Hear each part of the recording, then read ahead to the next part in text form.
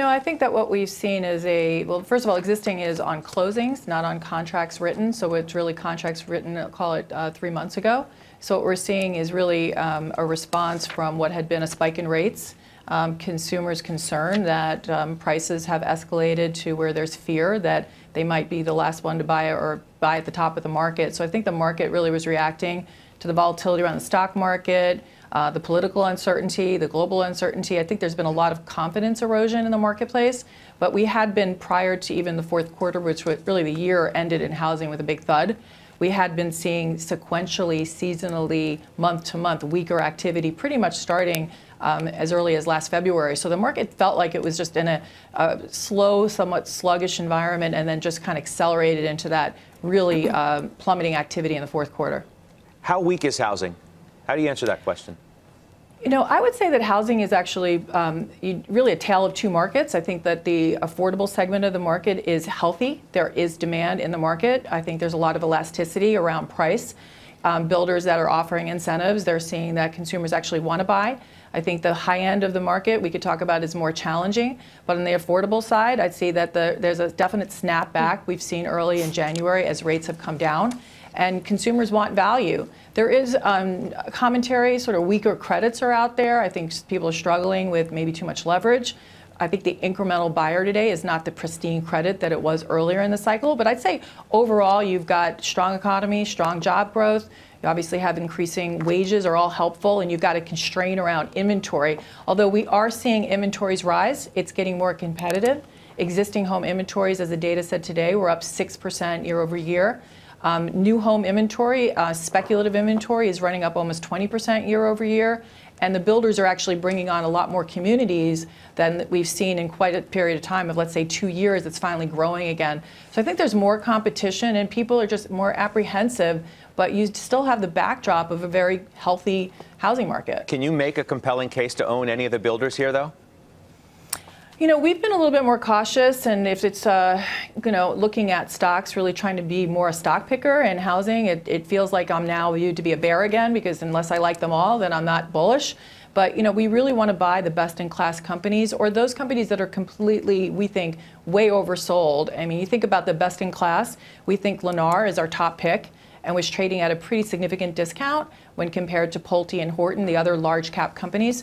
There's definitely others that are also value, but I think Lennar, because of what we think is the best operations, the strong cash flow they're going to generate, they're buying back stock, some of the things Stephanie that pointed out.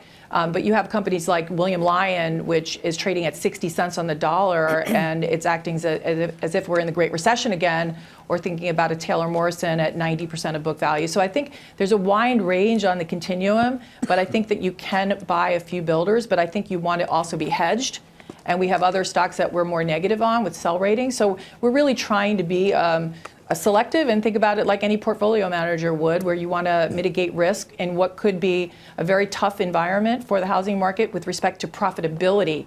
Because I think what you're seeing in Stanley, what you're seeing with Sherwin, what you're going to see with the builders is that their pricing power is much more challenged, but their costs are all rising. I was going to ask you, profits are going to be where you get the squeeze. I was going to go right there. What do you really make of Stanley Black & Decker and Sherwin and PPG? And, it's not like Home Depot and Lowe's have been hitting it out of the park. Masco's getting hurt pretty badly today. That's not a great tell for the future of making money in these names.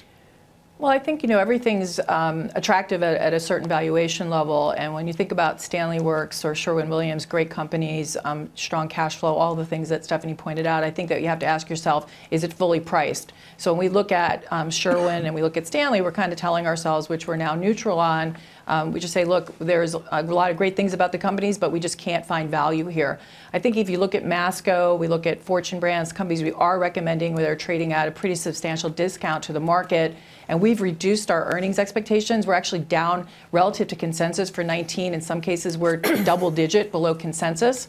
So we recognize that it could be very tough, but we think people sharpen their pencil and look for opportunity. Interestingly, Scott, we do a significant sample. We do over $100 billion of aggregated revenues of manufacturers and distributors that we do monthly. And it gives us over a 95% correlation to what the public companies report quarterly.